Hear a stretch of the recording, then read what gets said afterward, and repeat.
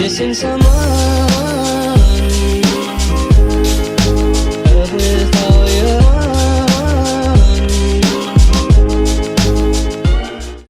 Speedometer bezels, ventilation nozzles, alloy rims and so on can be custom decorated or embellished. And helmets, it's a big market to personalize helmets, to print directly on helmets, motorcycle helmets, safety helmets, and you don't need a tool, you don't need a screen, and it's very easy to operate, all in one machine.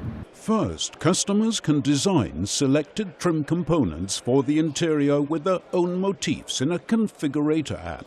The overall design can be immediately viewed on the tablet and in virtual reality.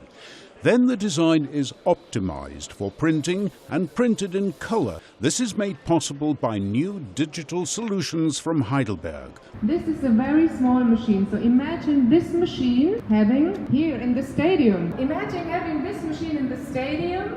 You go out of the stadium with your little boy or your little girl and you say, hey, I have been here, we just print here a soccer ball directly after the match.